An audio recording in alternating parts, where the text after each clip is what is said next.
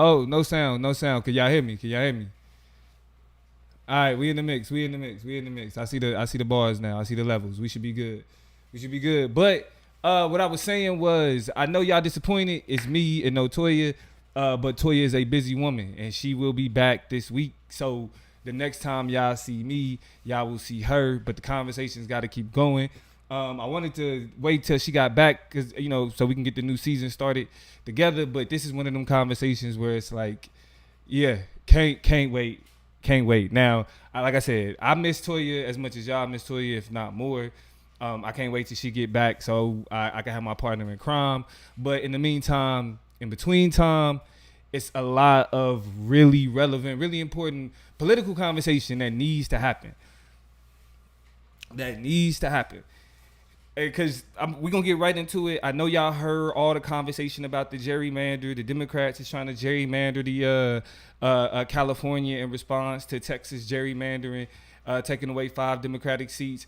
We're going to get to the details and to the specifics of that. But me getting myself involved in this conversation, actually, I put myself in a weird predicament. Now, as a content creator, we make content, we put this shit out. It is what it is, right? The content got to go out. And so earlier this week, I made a video just kind of getting involved with the gerrymander conversation because I felt like there's a certain element that's heavily missing from the dialogue, heavily missing from the conversation. And that's what this conversation is going to be more about. But it took me kind of putting out this video just to kind of put it out real quick and the response that I got to make sure that, okay, when I have this conversation, I got to have it in one of the most concise, specific ways, right? So to get into it, I'm going to show y'all the video. Long story short, I ended up taking the video down. I didn't get ratio, right? Like I had more likes than I had negative comments, and I had more likes overall than I had comments overall. But I felt like, I don't know if it was like my approach or the way I framed it or the way that I brought it up that made people jump on the it's kind of like, oh, calling, just kind of pointing the finger like, oh, this is what's wrong with Democrats, this is what's wrong with liberals. They always, and I agree, like liberals, the main problem with liberals they are cannibalistic. Liberals do eat each other alive, right? They do eat each other's purposes and missions and get in the way of being productive because it's too many things that divide liberals than there are things that concretely unify them. And I got accused of being a part of that. And again, when y'all watch the video, y'all be able to see or develop y'all own understanding of why that is, whether or not that's true. But for me, I never want to be a part of that conversation. So even though I took the video down, I still feel like I'm right in the overall message of what I'm saying. And the response that I got was a part of the reason why I felt like if I'm gonna get into this gerrymandering conversation and make the argument that I'm making, then I gotta do it the right way. So first, let's take a look at the video. All right, this is me. It's actually still up on my TikTok. I deleted it off Instagram because that's where I was getting roasted the most. But this was my just initial kind of getting into the gerrymander conversation and how I felt about what Gavin Newsom was doing. I really want y'all to believe that he out here doing something with this gerrymandering war that he's trying to pop off with Greg Abbott. Now, while I get what he's trying to do, the whole fight fire with fire type shit, like he finally start pushing back and pulling some of the stunts that they trying to pull, but this is still where he fucking up, especially for black people. Gerrymandering disenfranchises black voters, period. No matter who's doing it, Democrat, Republican, whoever, if gerrymandering is happening, black voters are being disenfranchised. Gerrymandering results in 2 outcomes for black voters, either cracked or packed. Republicans have historically cracked black voters by redistributing them through multiple districts, diluting their voting power. Now, Democrats have historically packed black voters by concentrating their numbers in fewer seats, maintaining their power, but at the cost overall of wider influence across the state. This is why I've always said the Democrat versus Republican beef is white violence. It does not benefit us. Yes, Gavin Newsom gets to prove a point and stick it to the Republicans, but at the cost of black disenfranchisement is crazy. Beefing with Republicans does not make you progressive if the result of that beef is undermining the political representation and the political influence of black people across the state. That's all I said. Right? Like, and again, I never said that they shouldn't do the gerrymander. Right? Like, you never heard me say that Gavin Newsom and Democrats are wrong for how they trying to respond. I'm only talking about what gerrymandering does at the end of the day.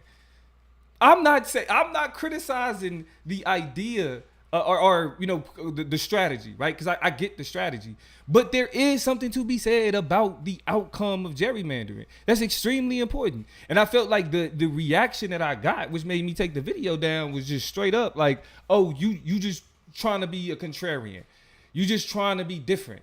And I'm like, at what point did we turn around and tell ourselves that the impact of gerrymandering no longer matters, especially when it got to do with us? And a large part of the response that I heard was, well, what is your strategy? Well, what do you think we should do? Right? And that's why I had to sit back, took about a week or about a few days and be like, all right, this is what I have no problem, after I think about it for a little bit, coming up with a strategy. And really it's simply, what the fuck are we getting out of it?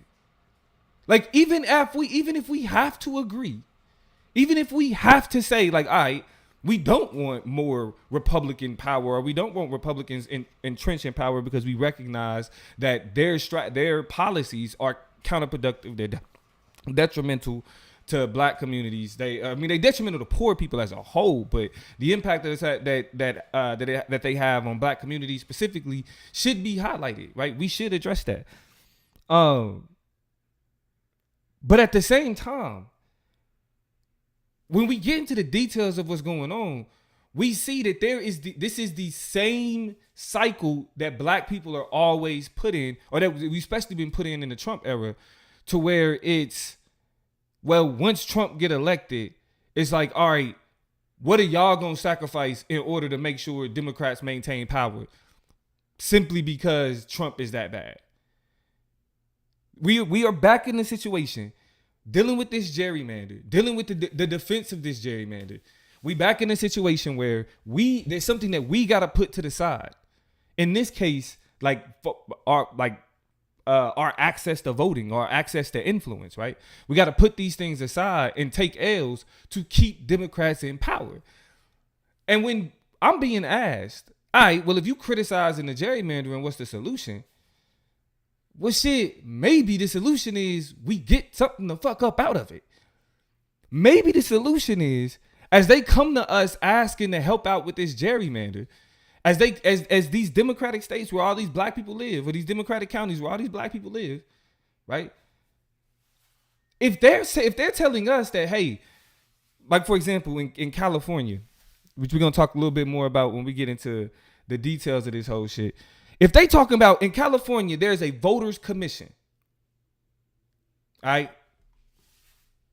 Gavin Newsom, other California Republicans, Arnold Schwarzenegger, oddly enough. All of these people have been flat out strong anti-gerrymander advocates, and so the state of California, along with a few other Democratic led states, have type of redistricting commissions, citizen commissions, to where they've taken the control of districting out of the hands of the partisan bodies, out of the hands of the politicians. And now this citizens commission gets to decide how redistricting looks like, what it looks like, right? And when it happens, because clearly mid-cycle redistricting between the decennial years is clearly okay, because we are seeing it happen routinely, right? Supreme Court's not tripping off that. So if any of that happens in states like California, it's literally up to the voters to decide whether or not that redistricting happens. So Gavin Newsom, unlike Greg Abbott and Republicans in Texas, Gavin Newsom can't unilaterally, or one party can't unilaterally push a redistricting effort just because they got the majority numbers in the state of California. The governor cannot just say we're going to redistrict in the state of California. You got to go through the people. That includes a lot of black people. So as I'm getting critiqued on this video for calling out the impact of gerrymandering, that happens again regardless of who's doing it and for whatever reason, and we're gonna get into the literature and some of the research that explains that. But at the end of the day, if Gavin Newsom, if we know that these Democratic leaders have to come to Democratic voters, all of these black voters, and ask us to be like, give us permission to redistrict so we can maintain power against these Republicans, right? Or push back somehow against these Republicans, we need to be willing to say, okay, what do we get out of it? At a bare minimum, we have to point out what happens when gerrymandering takes place and the impact that has on black voters. That has to be a part of the conversation. Like, I'm baffled that so many people were openly willing to criticize the fact that I'm just pointing out the impact of gerrymandering without being willing to say to Democrats, if you want to gerrymander, right? If we have to put ourselves in a position to where it's a possibility that we are disenfranchised by your efforts to maintain Democratic power. Because let's be clear, having Democrats in office does not guarantee that they're going to push back against conservative shit. It's just a possibility. Let's just be real. Let's just be real. The idea that we should be so eager for gerrymandering so Republicans don't take more seats, Democrats ain't been able to stop them with the seats that they have. Democrats have been failing to stop conservative efforts with the slim majority. Them taking an extra 5 seats in Texas just means that it's going to take them over the top. But they've been pretty fucking successful with what they've been doing with the majority that they got. They just trying to run that shit up.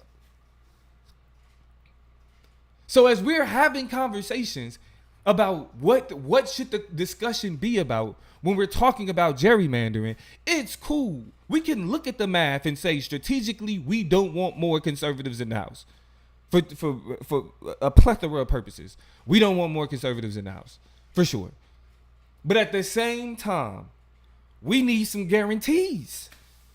If we're going to advocate gerrymandering, this thing that we know is detrimental to us, again, regardless of who does it and for whatever reasons, we can't just be eager to, again, save these motherfuckers, and we're not asking for anything in return just to turn around and be like, well, what do we get from voting for Democrats? Just to turn around and complain that, no, I'm tired of voting for the lesser of two evils.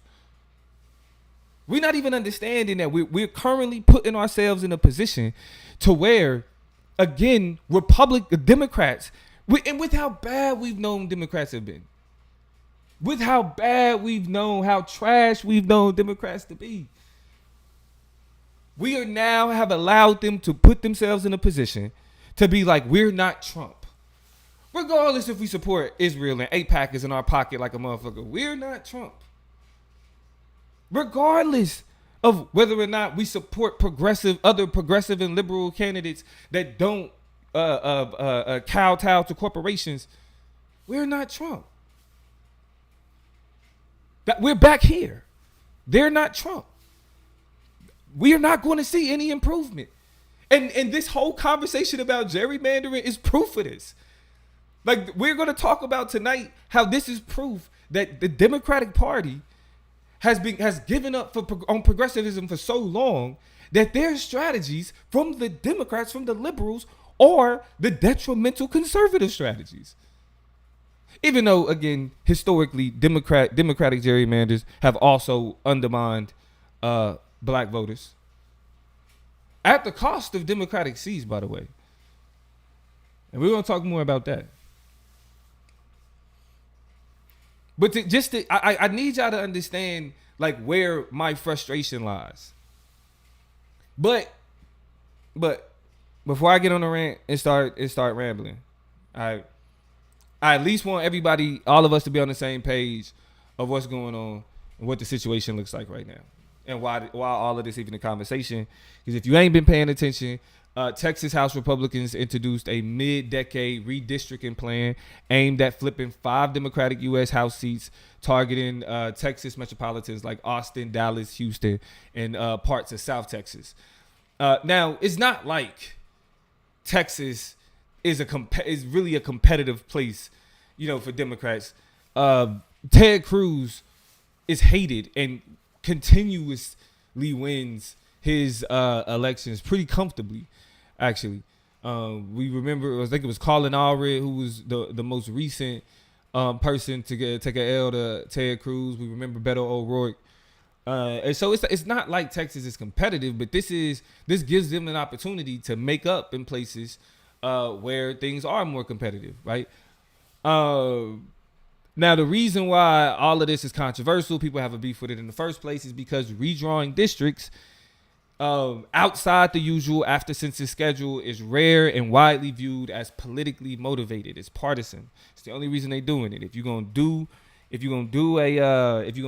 redistricting, it's after a consensus, which is typically done every 10 years, right? But they found legal ways to be able to do these, mid-decade redistricting bullshit. Now, the map is still just in this draft portion. This is what we see here on the screen. Y'all see the setup, what they really trying to do, how they really trying to get it in. And really, I mean, when you look at the shapes of these maps, I mean, like, you can kind of tell and be able to see the very deliberate nature to ensure that certain communities. Look at this shit right here. Look at this shit here. That makes no damn sense. How this is a district. This is a slither, right? Slithers. These are concerted efforts to ensure that certain people are put in these specific positions. The only reason why this map isn't set in stone, why this map hasn't been established, is because Democrats in Texas have done this thing called breaking quorum. Breaking quorum means that if they lead a state, if a certain amount of legislators aren't in the state, they can't go through with a vote. Right? So you got Texas House Democrats who staged what's called a walkout, fleeing the state to deny Republicans the quorum they need to advance this legislation. Some even traveled to states like Illinois and California to coordinate a broader response. And so you have the New York governor, Kathy Hochul. You have the Illinois governor. What's his name? JP Pritzker. All of these people with presidential nominations, or not necessarily nominations, but aspirations, right? We know Gavin Newsom wants to put his name out there, and he got some time to go. So he's trying to, right now, part of this is why he's building all of this massive resistance in a lot of this conversation in the first place. And so with Democrats not in Texas currently, they at a standstill, and they threatening to find them with the FBI, put out arrest warrants to bring them back, all of that shit. Now, y'all may have heard all of that conversation, but none of that is actually constitutional. None of that can actually be done. Arrest warrants in Texas don't work in these other places. I mean, and it's like, what law are they breaking? Abbott has also made comments about, what do you say, taking their spots, taking their seats.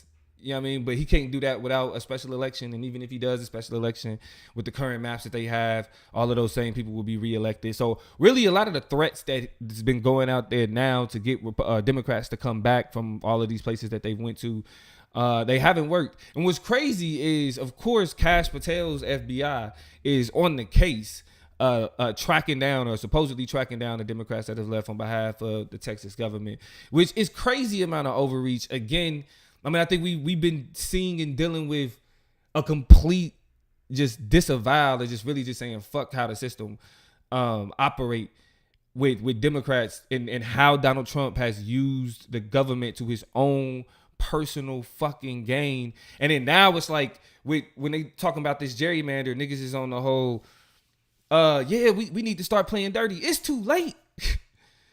You play dirty to stop them from getting the advantage. They already have the advantage.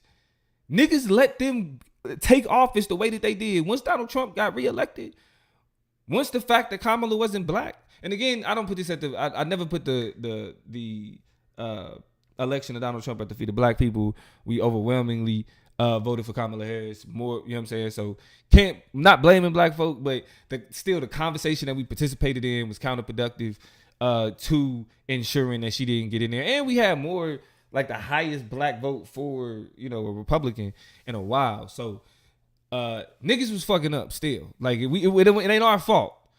But it was ways that we contributed that wasn't beneficial. And a part of that was having conversations about Kamala Harris's blackness. And it's like our focus on all these other things while they are completely dismantling and instilling corruption in a place that we already felt like it was corrupt.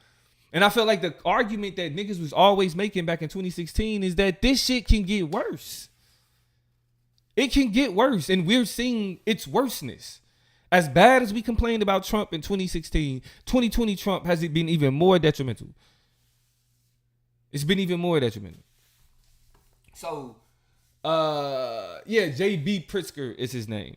He's also been threatening to redraw Illinois' map in response to what Texas has done. Indiana, Republican lawmakers are also thinking about redistricting. So now we have other Republican spots that are straight up saying, all right, we really, let's use this to our advantage. When we get to what they using to be able to do these gerrymanders, I'm telling you. Matter of fact, I'm gonna spoil it for you. We gonna get into how they're using the actual Voting Rights Act to justify redistricting in ways that didn't violate the Voting Rights Act. We gonna get to that. But you have Indiana that's also saying that fuck it, if California, Illinois, and New York talking about they gonna craft more favorable congressional maps for Democrats, then shit, Indiana's gonna get involved as well. On top of the fact that you already have places like Louisiana, places like Georgia, Mississippi, North Carolina, who have already lost Supreme Court cases because of how they draw up their maps. I know in Louisiana, it's actually the question of in the next Supreme Court section, the question of whether or not majority minority districts violate the 14th and the 15th Amendment, which is said to be something to benefit black voters, but we're gonna get into a few of the contradictions associated with that as well. But we've now entered the space to where it's like as I put in the title, we're dealing with a gerrymandering Cold War. We are dealing with a gerrymandering Cold War. States are threatening, if y'all do this, I'm gonna do this. If y'all do that, I'm gonna do this. And it's like at the end of the day, the only people who really stand the game is the Democratic Party. Now, before I kind of get into my criticism, I do want to make one thing clear. I don't believe that we should allow Republicans to get more seats. I do not believe that at all. Like, I think that anything, the most viable strategy, the most pragmatic strategy that could be done to stop Republicans from getting more seats, I think we should do it. Even if that means gerrymandering. I think we should do it. Like, I'm not of the belief that I'm so hardcore that like, yo, we gotta or like within moral principles or whatever, that I'm just gonna sit back and be like, well, nah, allow them to get a bigger majority just so I can be principled. No, that is stupid.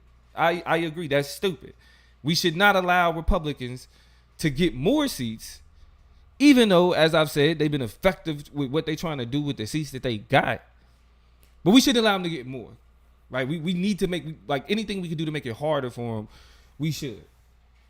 With that being said, though, we get to a point where it's like, if we see niggas is cheating, there's something to be said about cheating in order to respond to cheating. Like, if that's where we are, again, agreeing with the fact that we have to do what we need to do to make sure Democrats don't, or Republicans don't get more seats and able to be even more detrimental, do everything we can to make it more difficult for them. But if also gerrymandering is what we're saying makes it more difficult for them, we're fucked. We got to have the pragmatic and practical conversation of like, okay, do what you do, Gavin Newsom. Do what you do, Kathy Hochul. Do Democratic governors. Do what y'all got to do. As a California voter, would I vote for the Jerry? Yes, I would vote for the gerrymander. Yes, I would. But at the same time, if you telling me that we have to sit back and vote for the gerrymander and not be critical of the condition that we're in, to where we're actually voting for a gerrymander, the reason why us citizens are voting for are having to vote to decide this in the first place was because we wanted to take it out of partisan hands. And now we're turning around and participating in the very thing that this system and structure that we've created is supposed to be against.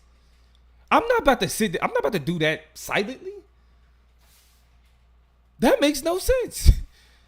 I'm not about to sit back and be like, okay, yes, I support a gerrymander without recognizing that if we're at the point where we're having to vote for a gerrymander, we are fucked.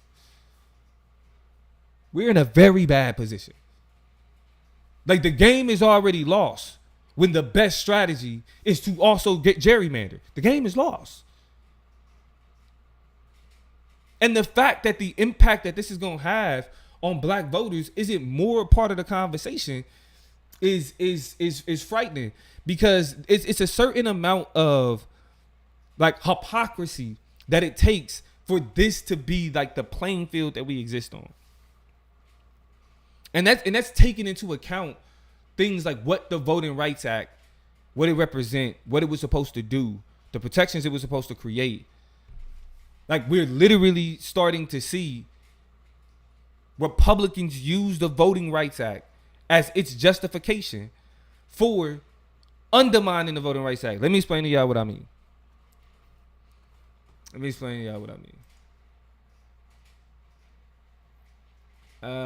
didn't kind of already went over that.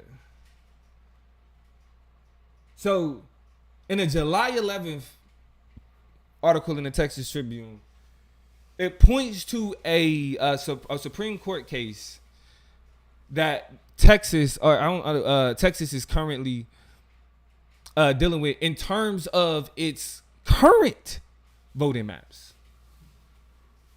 Texas is dealing with a court case now in terms of its current maps. And what they said in their court filings, in their papers, as it pertains to its current maps, is the argument has been made repeatedly that the maps that exist currently are not racially gerrymandered, and they were not done taking race into account.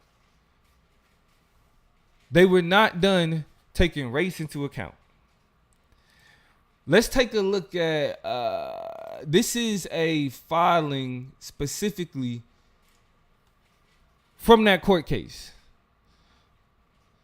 Now, it's a coalition case, so it's multiple. There are multiple people working on this case, or multiple plaintiffs associated with this case. League of United Latin American Citizens is one of them.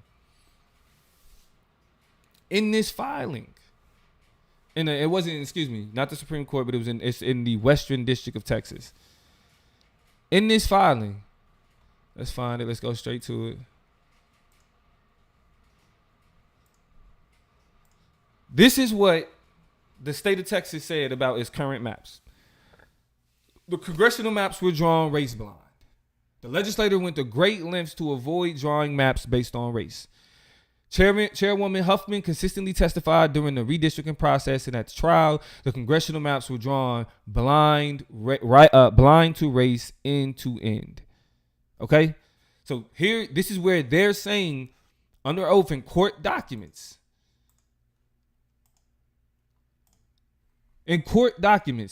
that it's no way that their current maps could be considered racially gerrymandered or racially harmful.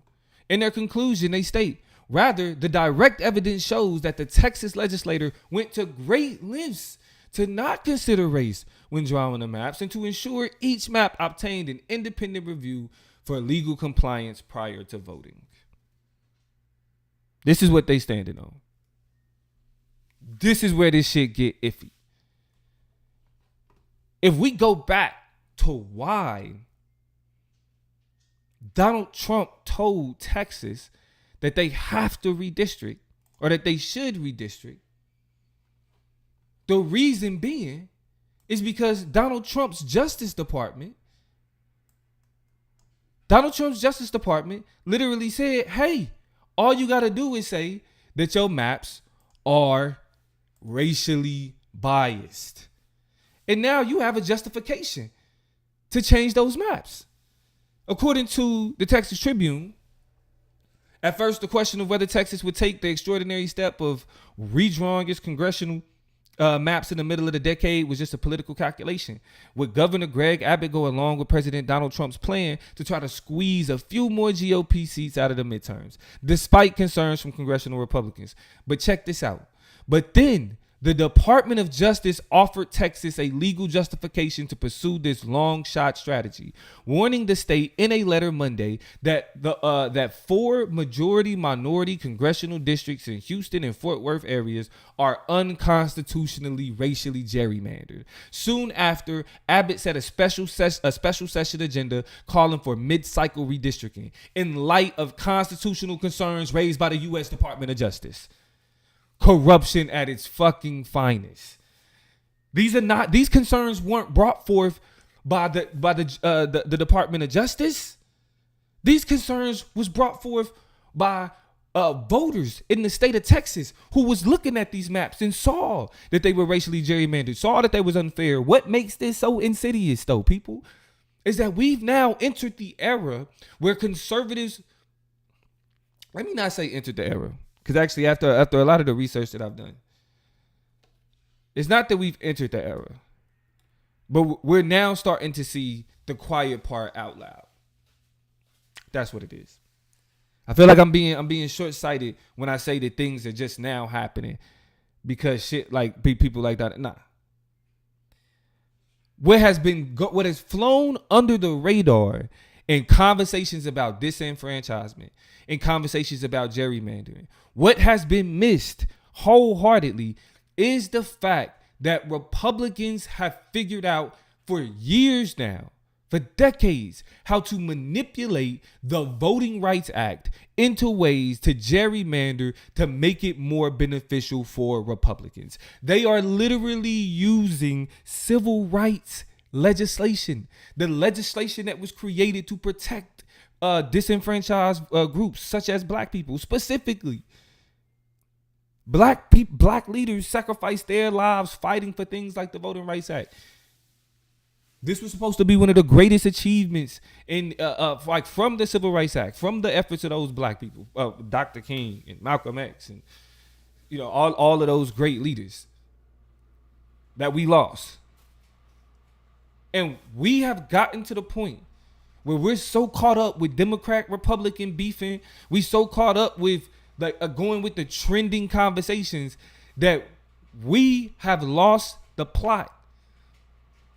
And now don't even see that they're using civil rights era legislation as a way to undermine the civil rights of the people that legislation was created to protect.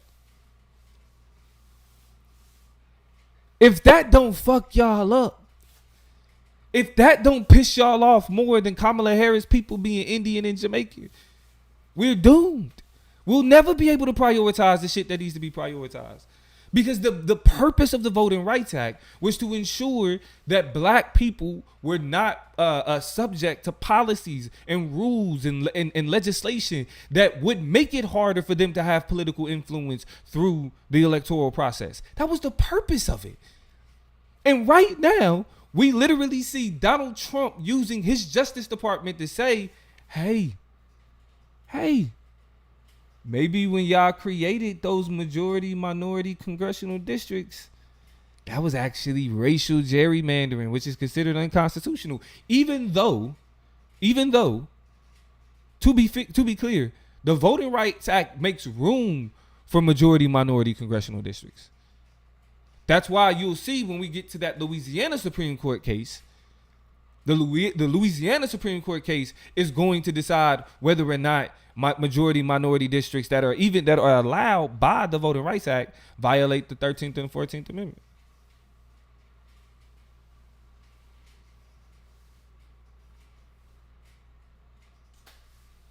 This is our civil rights legislation deteriorating. A part of our very legacy, the very reason that they told us that we should continue, we should believe, we should use the system to our benefits. And we're still being told this. And I mean, I've made this argument. Routinely, I've made this argument that we should use, well, what we have available. And if that includes politics, that includes politics. But God damn it, where are the minds? Where is the focus of the liberal or the progressive conversation amongst Democrats that we've allowed this to happen? And the fact that this ain't even really the headline.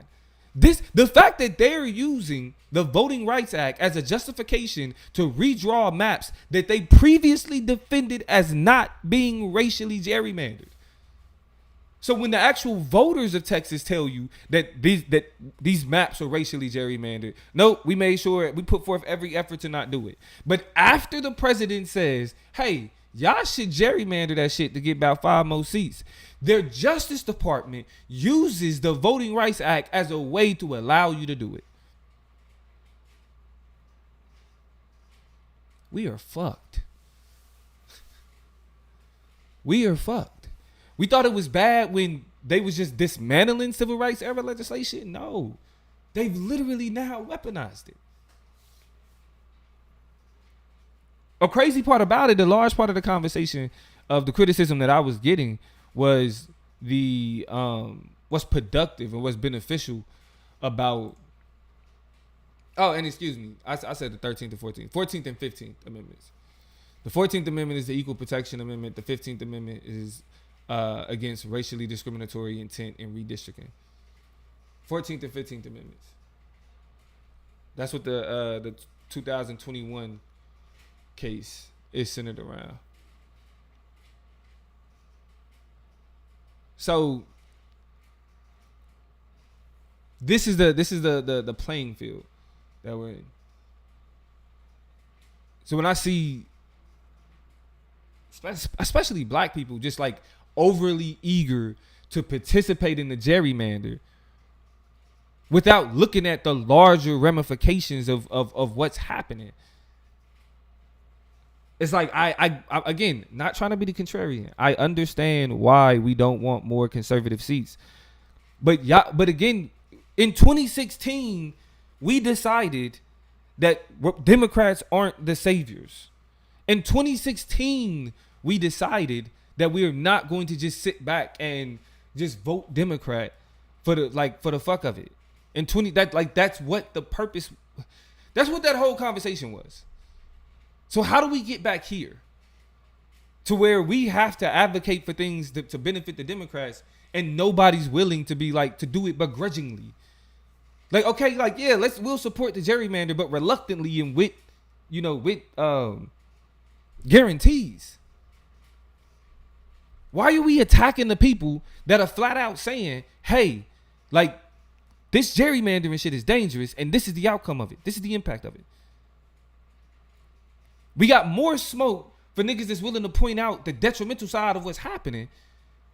Because again, liberal voters are just focused on they're not Trump. They're not Republicans. That's not enough. That not being enough is how we get to Trump. That not being enough is how we get to these type of Republicans. We can't get caught up in we got to be cheerleaders again and not realize what needs to be fucking demanded. This is why Donald Trump got 20% of the black vote. A ridiculous, insane amount with the type of candidate that he was. This is why. And niggas all over YouTube constantly, Damo, all you do is cut for Democrats. No, this is why the criticism of Democrats is necessary. And as soon as a nigga got something to say about Democrats, it's you must be a Trump supporter. You're just trying to tear down. No, how about we learn from the past, and as we move forward with whatever we trying to do next, we do it in a way that's more beneficial. We realize now that, hey, all of this, like, yeah, like, yo, our vote is powerful. Yes, your vote is powerful. Let's tie it to support. Like, let's tie our vote for whatever it is we supporting to them for something, for a demand that we are making. Now, I get it's a Cold War. So like none of this could like ever happen. None of this could never actually be a thing. This could all be something that we just making a big deal about. But we're going down a similar path. A path of blind support without thinking like, okay, I'm willing to support you if there is something that I can get the fuck out of it. Now, specifically, getting into what Gavin Newsom is trying to do,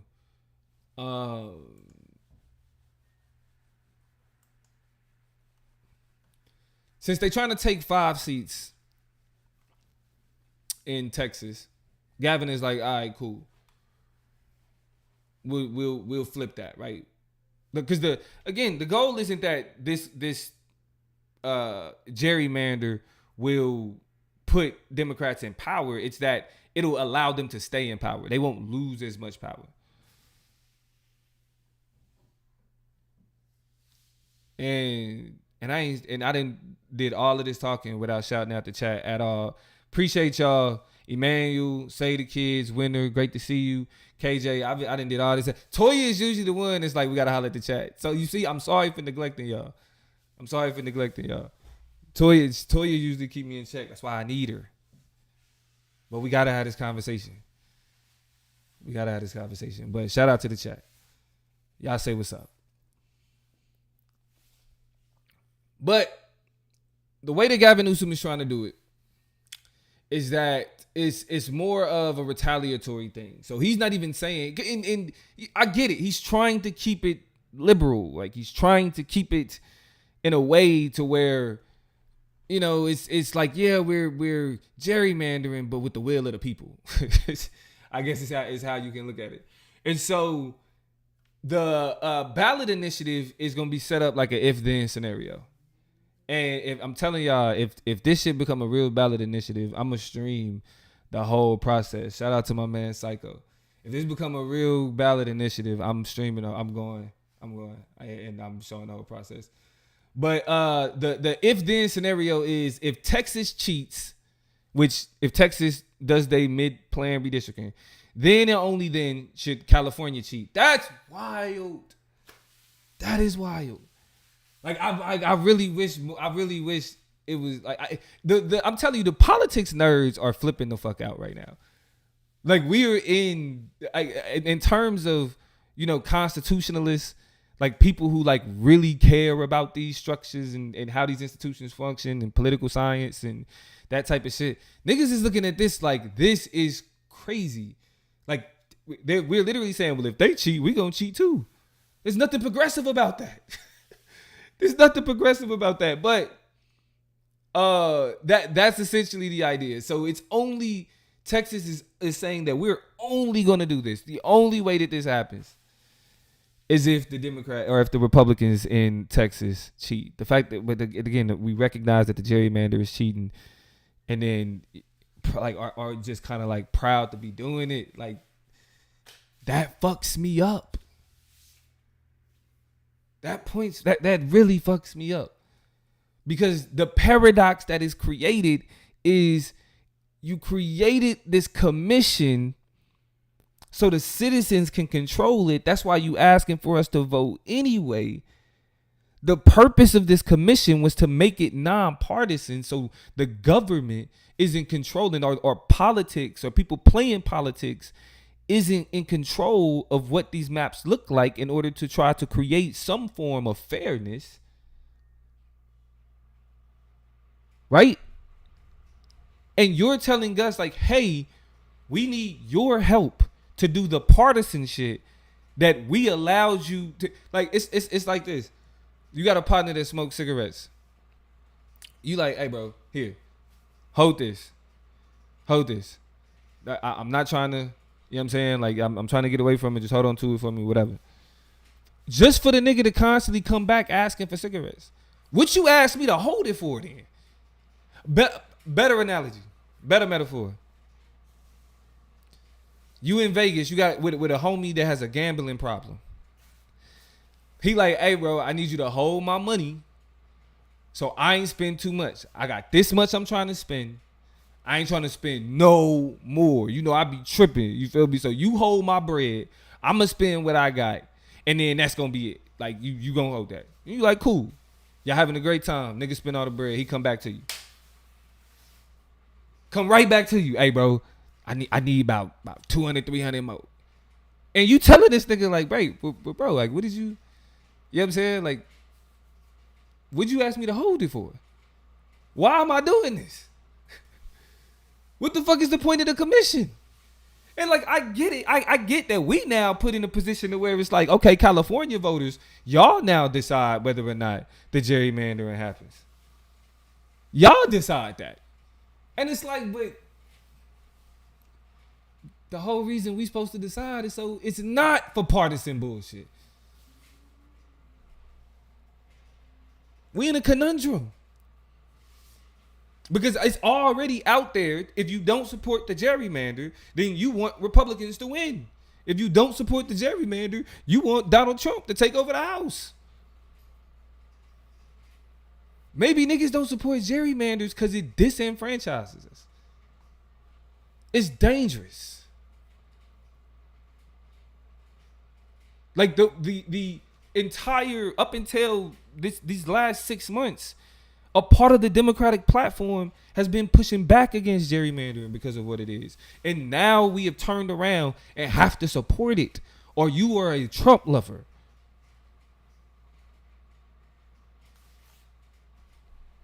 Wild. And this is why we get to a point where I say, I've been kind of making this argument, is that progressivism has been dying in the Democratic Party, and it continues. Democrats continue to go the opposite direction. It's like not understanding the reason why y'all losing elections is because Democratic voters are more progressive than the party itself. That's why so many voters are apathetic about voting for Democrats, is because it's like the shit that we stand for as progressives, you are against. Look at what's happening with Mamdani. The fact that somebody like Hakeem Jeffries has been able to say nicer things about fucking Andrew Cuomo than this young progressive Democratic socialist. You got more good things to say about a diddler, about somebody who lost their job for being a creep, than a nigga who talking about rent freezes. And that's why when you look at this gerrymandering effort, this is more backsliding from progressivism. The shit that people want. And the reason why they're able to get away with it, which is what makes it so frustrating, is because it may be necessary. We may have to do that shit. We may have to take that L. Just for things to not be worse. We got to make it worse a little bit for it not to be like hella fucking worse. It's like getting sick from getting a flu shot. You gonna feel like shit after you get the flu shot, but damn it, hopefully you don't get the full-blown flu and you throwing all up everywhere and everything else. That's the condition we in. And again, I was talking to Consciously about this with my nigga George. Just like, bro, Democrats are never gonna be put in a position to where there is a demand for them to improve or to be better, as long as they can always say, at least I'm not a Republican. This whole thing is about keeping Democrats in power to push back against Republicanism, not to increase progressivism. I mean, there's a possibility, right? Like, it's like if you got more Democratic seats, there's a chance that whoever takes that seat may be more progressive. But there ain't no fucking guarantees. The only real guarantee is that gerrymandering, one, hurts black people, and two, the whole idea of this partisan, a separation between partisan gerrymandering and racial gerrymandering don't even fucking exist. That's why there aren't any real protections against this shit, because even the ways that the Voting Rights Act and the laws were created, I mean, even before we get into the Voting Rights Act, the way that our political system is set up is racialized all the way. It's called the problem of entanglement. in gerrymandering cases. In the sense that the Supreme Court has attempted to create a distinction between partisan gerrymandering. So that's gerrymandering simply for the sake of for party reasons, and then racial gerrymandering. So racial gerrymandering is a violation of the Voting Rights Act, is unconstitutional, but partisan gerrymandering is constitutional. Run into a big problem with that, and that is the fact that you can't separate the two. You can't separate the two. Let's get into the research.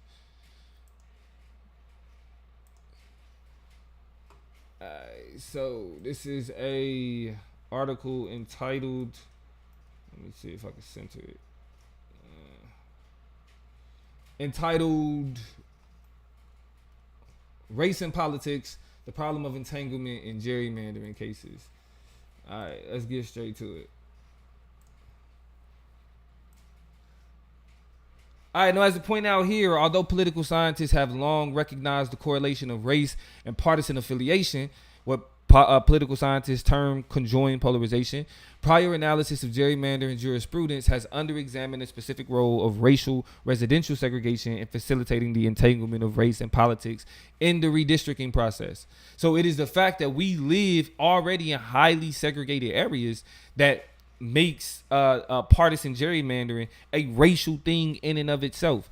It is the interaction of racial residential segregation and racial political polarization that creates the entanglement problem in redistricting processes, not merely just conjoined polarization by itself. So it's not just the fact that like the political spectrum has been racialized. It's down to the segregation, the social racialization, and the way that racialization takes place in the form of segregation that makes partisan gerrymandering immediately racial gerrymandering. The issue that we run into is that all these instances to protect partisan gerrymandering creates protections for racial gerrymandering, and we'll see more of that as we talk about the detrimental impact of gerrymandering as a whole. But the reality is, Gavin Newsom, if he's not having a conversation about the racial implications of this gerrymander to protect Democratic seats, what the fuck is he doing for us? I mean, yes, I think we should support it, but at the bare minimum, we should be looking at the fact that what are the racial implications of the gerrymander that Gavin Newsom wants us to support? Are we taking those racial implications into account? I get it. We don't need more Republicans, but we also don't need more black people losing the ability to elect or even have the candidates that they even want to support. We can't just talk about not having to choose between the lesser of two evils during an election. We have to look at the conditions that create the environment that demands we choose between the lesser of two evils. But while we talking about having to choose between the lesser of two evils, do we even have any idea why we should be supporting a person that's over our district in the way that it is? And if people like Gavin Newsom and JB Pritzker aren't thinking about these racial implications as they push this shit to protect their power, to protect Democrat power, because again, that's what this gerrymander is about. That's what this Cold War is about, protecting Democratic power. For what reasons do we have to stand with it?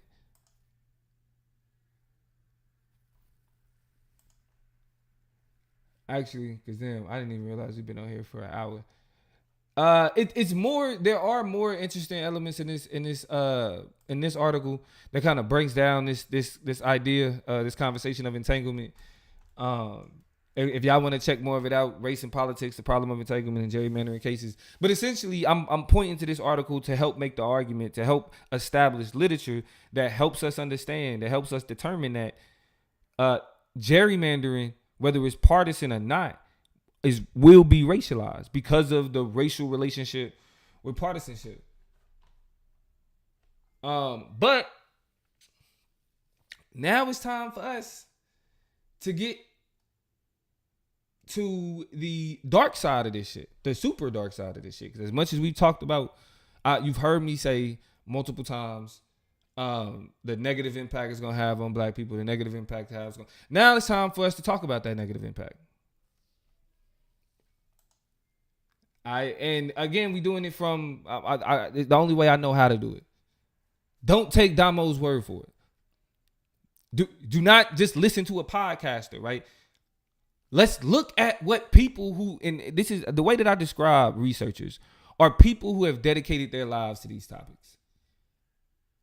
And if we're engaging in conversations about this type of shit and we are not tapping in with the people who spent their lives researching this type of shit, then we're fucking up. And the fact that more of these authors and more of these conversations aren't a part of this gerrymandering Cold War, specifically amongst black people, is extremely problematic. We point to race-based political exclusion and social subjugation. Actually, before we get into this article, there are a few court cases I want us to take a look at before we get into the article, which kind of leads us into the articles and allows us to develop an understanding of how they even able to get away with this type of shit, right? And the contradictions that kind of pop up in how the conversation happens. All right, let me switch screens.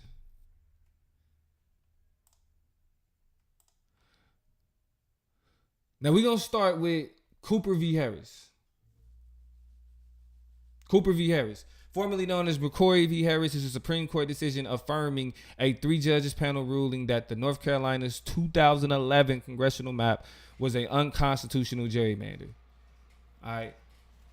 Background of the case: in October 2013, a group of voters challenged North Carolina's 2011 congressional map in the U.S. District Court of the Middle District of North Carolina, alleging that the state's General Assembly packed African-American voters into the 1st and 12th congressional districts.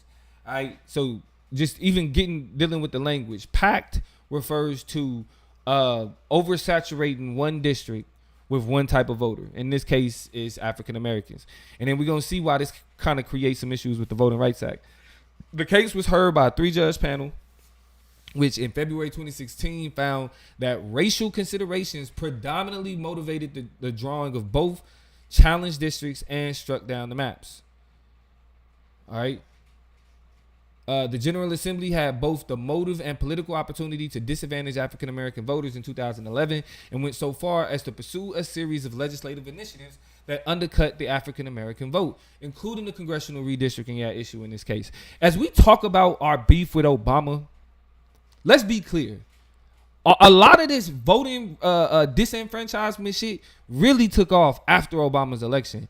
And we can't, I mean, again, I'm not the pile on Obama type nigga, but as much as we criticize him talking about he ain't do nothing for black people, the one thing that he didn't do, if we can actually add some specifics to that, was find ways to push back against a lot of these, which I mean was difficult for him because a lot of these were state-based initiatives and states under federalism had a right to determine how elections go, which is why they had the gut parts of the Voting Rights Act back in 2014, but we'll get to that. But a lot of the ways that they undermined our ability to vote was happening while niggas was calling this post-racial America because of Obama.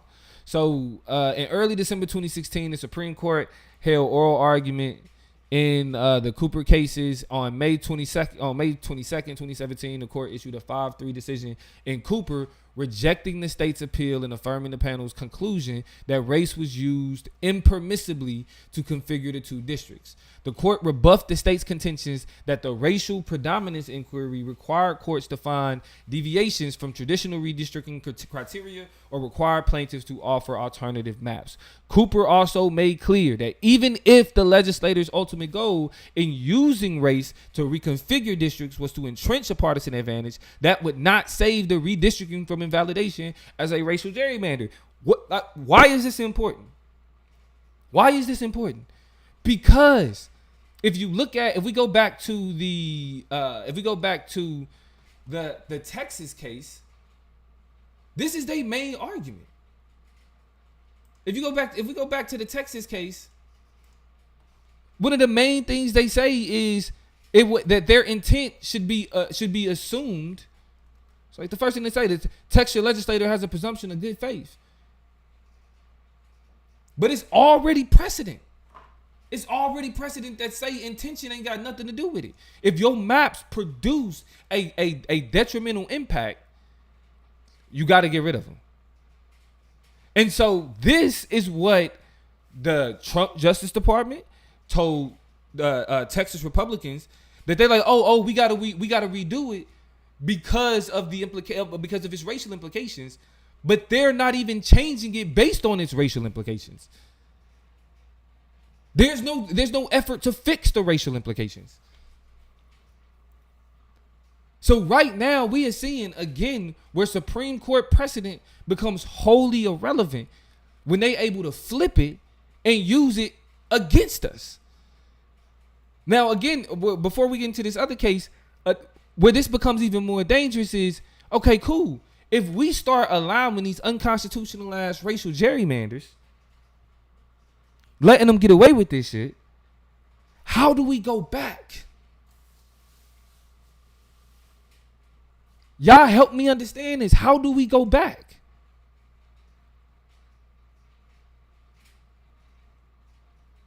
If we have gotten to a point where we're willing to say that the gerrymander is what it is to stay in power, how do we then turn into people who critique gerrymanders?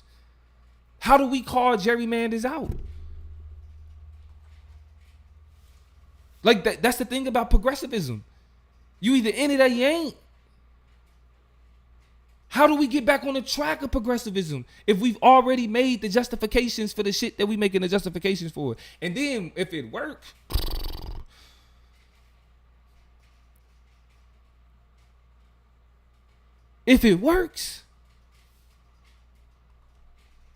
But let's take a look at Alabama Legislative Black Caucus versus Alabama, another Supreme Court precedent.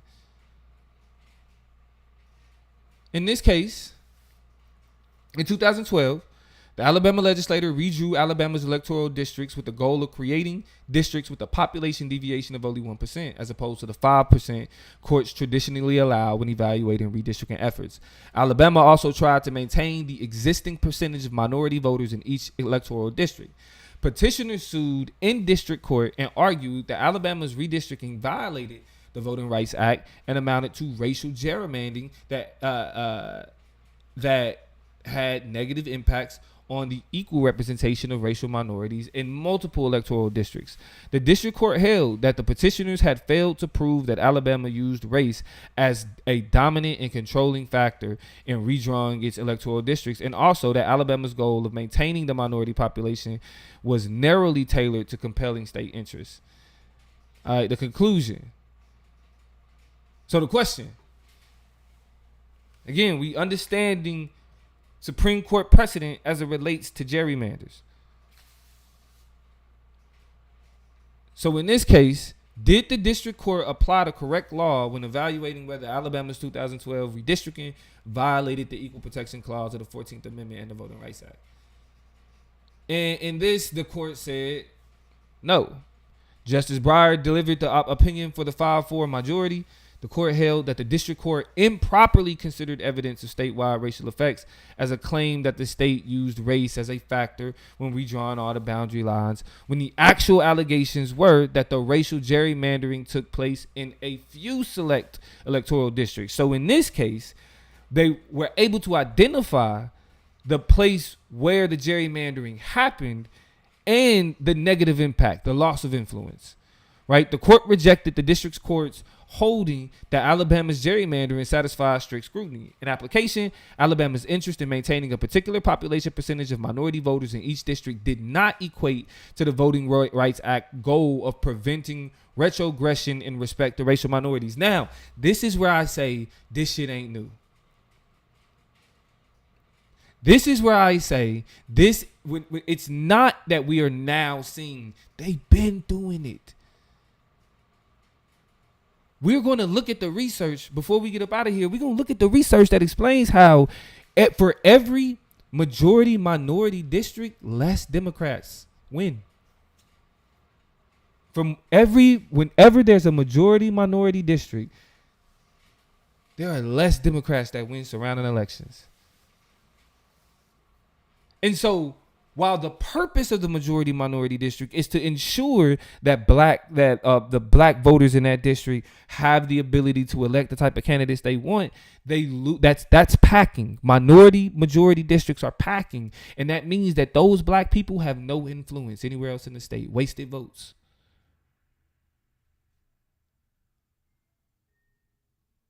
Wasted votes. When you oversaturate black people in one area more than what's necessary to win the election, all of the excess votes, all of those landslide victories means that that's influence that's lost all throughout the state. And in this case, in Alabama legislative black caucus versus Alabama attempted to use the Voting Rights Act as a way to ensure that it was, quote unquote, aligned with its goal of creating more opportunity for black elected officials, disguised behind making sure that y'all got y'all one person that y'all electing and y'all ain't impacting no election throughout the rest of the state. The last one we're gonna look at before we get into the actual impact, what the researchers have to say about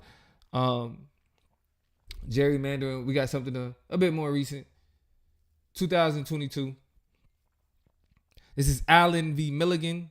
In Allen v. Milligan, after the 2020 census, Alabama created a redistricting plan. Again, we're dealing with Alabama for its 7 seats in the U.S. House of Representatives. One of the districts is a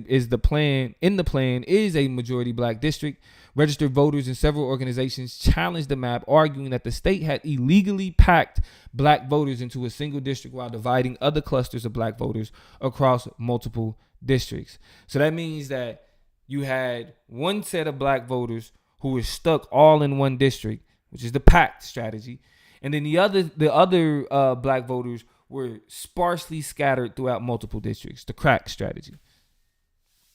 Right? The challengers alleged that the map minimized the number of districts in which black voters can elect their chosen candidates in violation of Section 2 of the Voting Rights Act, which bans racial discrimination in voting policies. A 3-judge district court agreed with the challengers that the map likely violated Section 2 of the VRA, granting a preliminary injunction that ordered the states to draw a new map. Now, in any other context, that's a win, right? Being able to draw the new map is a win. But when Republicans are using the federal law to enforce drawing new maps, they're literally only drawing new maps that further benefit them.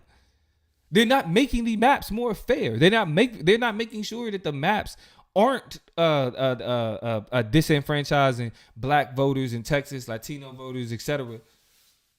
No, they're using the demand to redraw the map to create it in more partisan ways, which we know because of the entanglement that actually increases the racial gerrymander. It's intricately connected. But as long as they can attempt to argue that it's only for partisan purposes, then yeah, they can do it. And like we see with Texas, they're going to be arguing out both sides of the mouth. On one hand, they're going to say, oh yeah, no, this is racially gerrymandered. We need to change it. But only for partisan reasons. But those partisan reasons end up reflecting another racial gerrymander. They've literally learned or figured out, using the Voting Rights Act, how to have their cake and eat it too. But in Allen v. Milligan, the court concluded that the district court correctly applied binding Supreme Court precedent to conclude that Alabama's redistricting map likely violates Section 2 of the Voting Rights Act. Chief Justice John Roberts authored the majority opinion of the decision. All right, it's this 3-peat framework that's that the court used to be able to understand a 3-prong framework that the court used to be able to understand how the racial gerrymandering took place. But in an instance where you see conservatives embracing criticism surrounding racial gerrymandering, that means that they've found the key. Now the precedent is dangerous.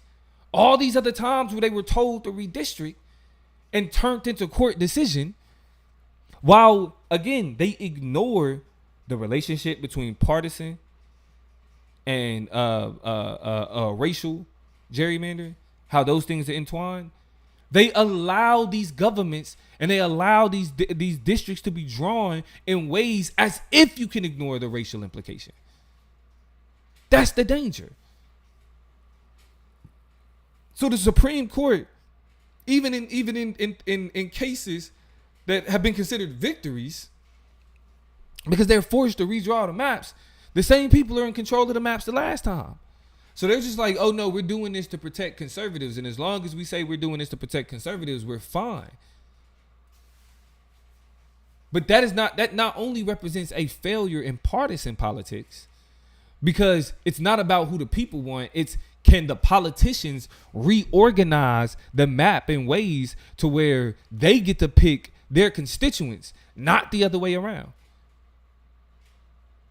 And they can use things like the Voting Rights Act to do it. Now that we understand how the Supreme Court has left the door open for the type of racial gerrymandering that we see, it's time for us to actually get into the research and actually discuss what that impact actually is. So let's get back into race-based political exclusion and social subjugation, where this sister refers to racial gerrymandering as a badge of slavery, as a reflection of slavery. Yep, I'm gonna say, hey, do the gerrymander. If we got to do the gerrymander, so it ain't no more, it ain't more Democratic or Republican seats, do the gerrymander. But I'm gonna talk about this though, and I'm gonna show again how every time there's a demand on us that we gotta save y'all, we get the short end of the stick. And this is for, I'm not gonna make this like a FBA conversation. I'm not gonna bring other conversations that be happening over here, you know what I'm saying, with other other places. But what I do want to point out is, like, this is why when people be like, fuck America, this is why. If, in order for everybody else to maintain power, we have to get fucked over. This is why niggas be like, fuck America. This is why niggas be like, fuck Democrats, fuck Republicans.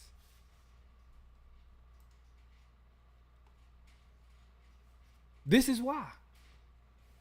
Because as much as we don't want more Republicans, I've said it a million times, as much as we don't want more Republicans, God damn it, gerrymandering sucks. Let's get into it.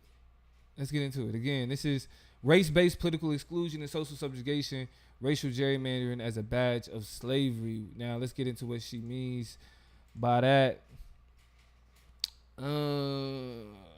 Let's start. We can start here, right? I got to highlight it so we can get through it. We'll get through it pretty quickly because I got a few more that I want to break down before we do. So what she points out in her introduction is that the practice of discriminatory racial gerrymandering may have caused both lower voter turnout with racially disparate impacts and the dilution of voices of black voters.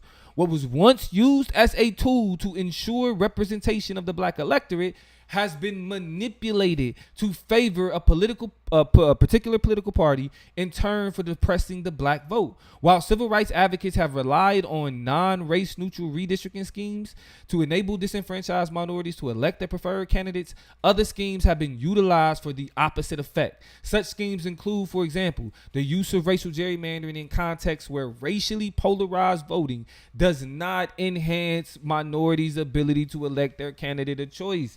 In this case, when racially polarized voting is not a significant factor in minorities' ability to elect their candidate of choice, racial gerrymandering is a dilutive measure that decreases minority political influence. Do y'all hear?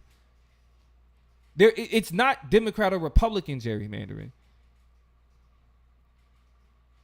It's the racial aspect. And with the previous article, we understand that the partisan is always entangled. So gerrymandering in and of itself is a inherently racial practice. The greatest detriment that you're going to see is the impact that it has on black voters. Now, what's interesting is that there is this language associated with it's good gerrymandering and bad gerrymandering. Good gerrymandering and bad gerrymandering.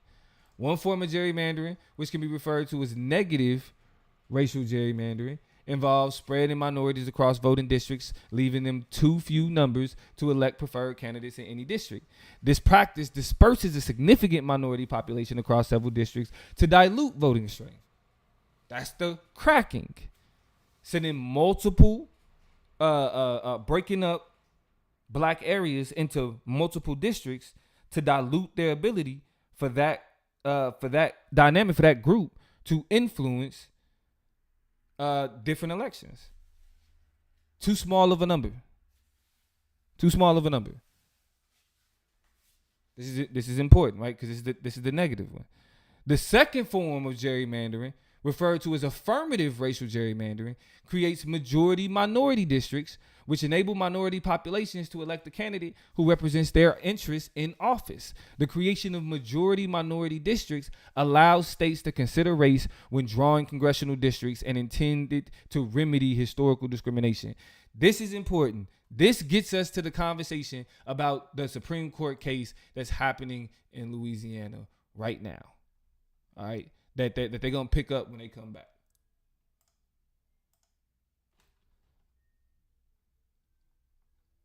So the Supreme Court said Friday that it will weigh the constitutionality of a common form of redistricting used to protect the voting power of black and Hispanic voters, the drawing of congressional districts where racial minorities make up at least half the population.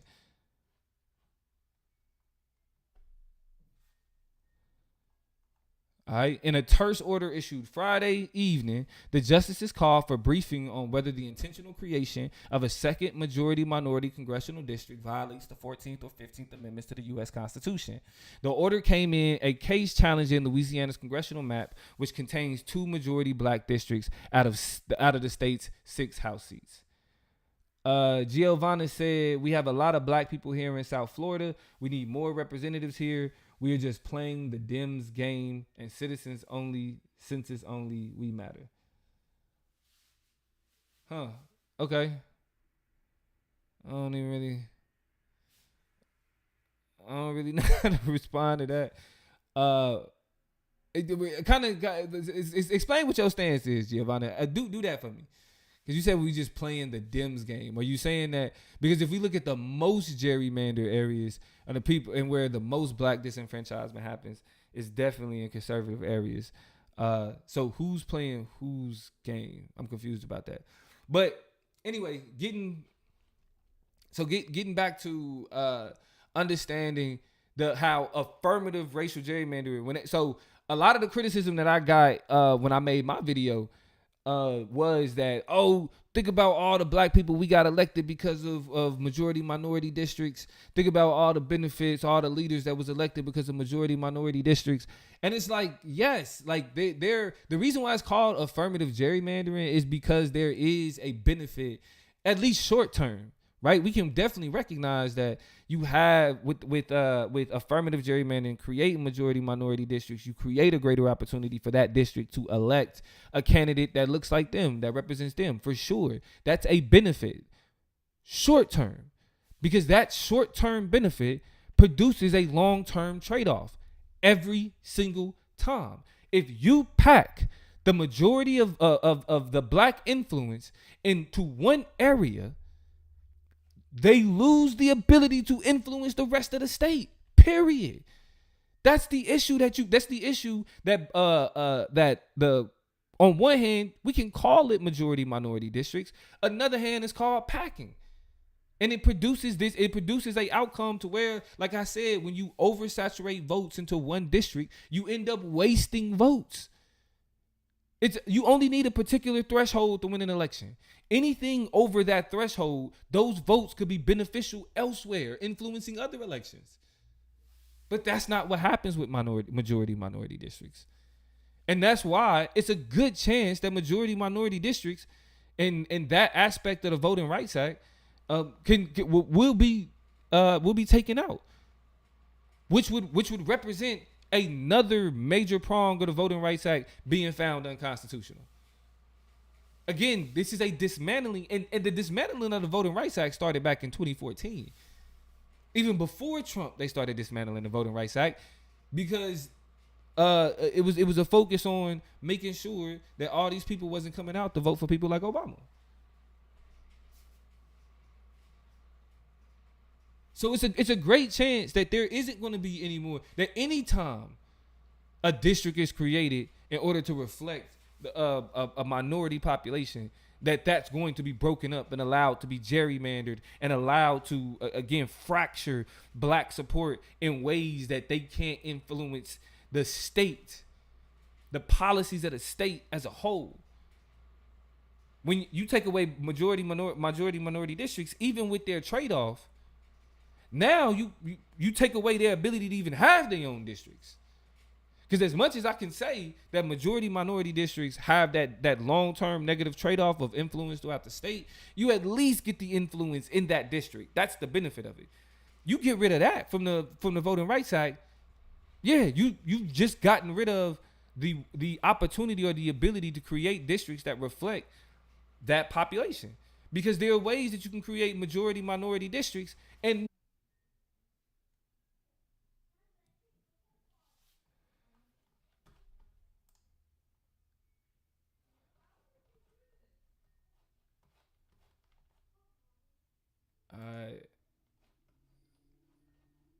I I'm not sure what happened. But we back at it. We back at it. Let me see. See if I get my shit back up.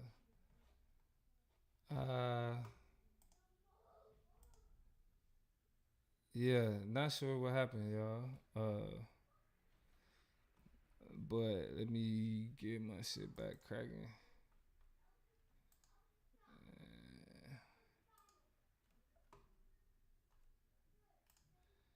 Let me get it all back up here. All right. Damn, I felt like I was cooking. I felt like I was cooking. Then it got it. My shit just fucking spectrum, man. Anyway, let me get my other screen back pulled up. And then I ain't gonna keep y'all too much longer. My son in there acting a fool. But all right. So just to finish up the conversation, kind of getting back into the literature. So what we're seeing is we are at a place where the purpose of majority minority districts allowed by the Voting Rights Act was to ensure that minority groups, minority populations would have districts that reflected them, that represented them, where they could elect the candidates that they felt best represented them. And even that is a beneficial thing, even if there is a long term negative impact in terms of us losing representation throughout the rest of the state. And that type of characterization is probably what's going to make it more possible for the Supreme Court to just get rid of majority minority districts. And even with the criticism I have of majority minority districts, I recognize the benefit that they play. None of this shit is perfect. But it can't be you either for majority minority districts and you don't criticize them at all, or you're against them and you want to get rid of them and ignoring the reason why they exist, right? So we need to be more kind of nuanced with our approach in terms of recognizing that, yeah, we'll fight for majority minority districts, but at the same time, we need to figure out ways to ensure that when majority minority districts are created, they're not done so in ways that dilute voting, like our black voting strength throughout the rest of the state. And so this is more so where Patricia is specifically speaking about what Republicans or just legislators, right? Because as you can see, a lot of the research that that I've utilized, they don't speak to the partisan part. They just speak to the impact, the racial implications of it. And so what she says here, state legislators have exploited the acceptance of majority minority districts to overpack districts with black voters and dilute their influence elsewhere. There is a delicate balance between race conscious redistricting that enables black voters to elect their preferred candidate and those schemes that are designed to dilute black political power throughout the state. Right now, we are dealing with the schemes that are created, that are invented to reduce black political power.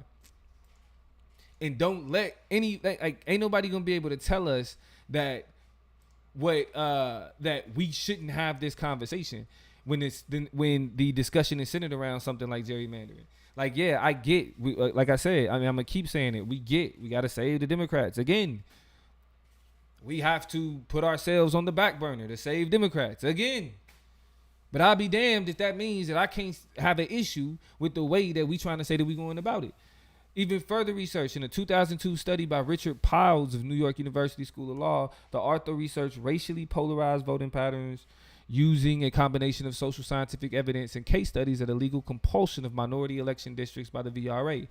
Pildes found that after the passage of the Voting Rights Act in the 1980s, black voters needed a greater than 50% share of districts' total population in order to effectively elect their preferred candidate. Next, he analyzed the racial patterns voting in the early 2000s, finding that the race of voters still correlates with race of candidates, but to a lesser degree than it did before the Voting Rights Act. Most recent studies allege that the optimal minority district makeup can be as low as 35%. Right? So what that means is, in order for a district to be able to elect candidates that reflect the minority population that exists in that district, it only in the lowest cases it only needed 35%. It didn't need to be a 60% black district in order to win. Once you cross that 35% threshold in certain places, those votes are wasted. Those votes are wasted. It was a few more excerpts that I wanted to take a look at before we got to the next one. Let's see. And again, this is just so we have an understanding. So we introduce the impact of racial gerrymandering, which is inherent in partisan gerrymandering. We recognize the impact that it has on black voters. And so I tell you, like, this is why I say niggas need to just read more, bro. Like, y'all think niggas just be getting on the internet and saying shit? Some people just be getting on the internet and saying shit. But the difference between the people that just get on the internet and say shit and the people that actually know what the fuck they talking about is reading. Right? And this is the part that I feel like best reflected. This right here. This is where I need y'all to rock with me. This passage right here is where I need y'all to rock with me. Oconta says here, an attempt to move or manipulate black voters, whether by spreading or by packing them into particular district lines that are not geographically concise and natural, should be deemed presumptively suspicious and assessed as an attempt to dilute black influence and exclude black voters from the political process. This is the original orientation that we've always had when it comes to gerrymandering. This is the orientation that we've always rocked with. So that does not mean that we should lose that orientation now that Democrats are saying, but oh my God, look at what Republicans did. No, we should still be wary of these practices. This is where it gets even more specific to what's happening right now. Black voters should not be used as fungible tokens to further the political motives of a particular party, Democrat or Republican. Democrat or Republican, black voters should not be used as fungible tokens to further the political motives of a particular party. Gerrymandering schemes that were generally meant to enable minorities to elect their candidate of choice have been used to dilute the influence of the black electorate and do not support the ideal of fair representation. Racial discrimination in voting is a grave constitutional injury because it involves the most suspect classification, race, and the right to vote, the right preservative of all rights. So, this is what okay, Democrats, you need help with a gerrymander, possibly. We're in a Cold War now. Things aren't heating up, right? Now is the time to talk about the impact that that's going to have on black people and how, if we going to support you, what we get out of it and how to mitigate the negative outcomes. That's it. We should not be looking at conversations like the one I'm trying to have and turn around and be like, well, see, this is the problem with Democrats. No, the problem with Democrats is you are willing to jump out the window, advocate for this thing that we've been saying is a problem for generations, and do so without demanding nothing in return. That is wild. And I you know, you're not about to find me using no Candace Owens rhetoric, no far right rhetoric, none of that. But God damn it, anybody that's like, we're just voting for the gerrymander and we're not asking for anything in return, we're not gonna demand anything from them, we're not gonna make it harder for them at all. That's the Democrat plantation. And you can't say that I want to, so that I want the Democrat or the Republicans to win. You can't say I want Trump to win, because I say I'm willing. What if we say we are willing to support the gerrymander with certain guarantees? Certain things must be mitigated. Certain parts of the Democratic Party has to reflect what it is we needed to reflect. Y'all can't be beefing with Mamdani and y'all asking us to gerrymander. Y'all can't be in the pot, being ran up and down by AIPAC, being ran through by AIPAC, and then turn around and ask us to gerrymander. It can't work like that. And this is when the conversation of a Democratic plantation becomes relevant. When it's like, yeah, okay, you know, we get the short end of the stick. It is what it is. We're not trying to make the situation worse. It is what it is. But what do we get out of it? That is not being decisive. That is not, working for Republicans. That's not being a Trump supporter.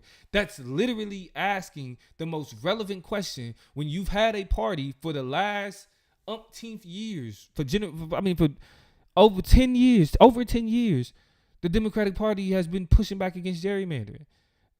The Democratic Party has been pushing back against disenfranchisement. They've used claims about black voters being disenfranchised in order to support their own candidacy.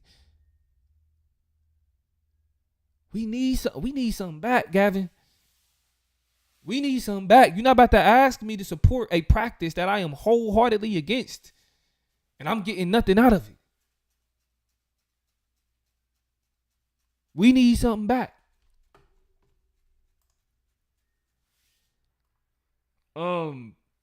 Let me see. Yeah, it's been about 80 something minutes. I got a little. I have more, but it's Sunday. It's late. Let me see.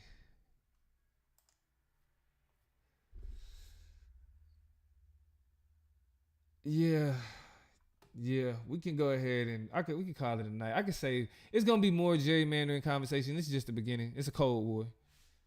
You know what I mean? We still got to see what's gonna happen with these conservatives, or these Democrats that done left Texas. So hopefully we can have an update for y'all. With that come Thursday when my dog gets back. But I mean, long story short, man. If we aren't saying yes, we're willing to support it so we can get to a negotiating table before 2016 or 2026. If we not saying, yo, I hear you and I'm with you, however, I don't, and if you have a problem with me saying that, you just want me to be a cheerleader. I've been telling niggas for years, hey, we got to be practical and pragmatic. The game is dirty. Sometimes you got to play the game dirty. Cool. Let's play it dirty. All right, we gerrymandering. Cool. But you need me to do that, right? Cool. That's what I need in return. That's literally how this shit's supposed to go. Your vote should not be centered around whether or not we're too scared to have more Republicans. Yes, of course we are. But you're not going to hold that against me. And this is when we do it. You don't wait until the midterms. You don't wait until we do it now. This is the time when we say these are our demands. You don't wait until the midterms. You don't wait until the next presidential election. Now. We cannot allow them to just stay the same moderate Democrats. We can't allow them to stay in power simply running their mouth about not being Donald Trump. Because as much as I'm willing to support a gerrymander, as much as I recognize the necessity of Democrats not growing their majority, again, they've been pretty successful, but what they trying to do with who the fuck they got there. All of this gerrymandering and redistricting is icing on the cake for them. They got the Supreme Court. They got the House of Representatives. They got Congress. They got the presidency. Donald Trump alone has, 3 justices? Along with coon-ass Uncle Tom's? And traitorous-ass Alito? They've been doing just so. If you saying that it's just like, okay, just protect us, okay?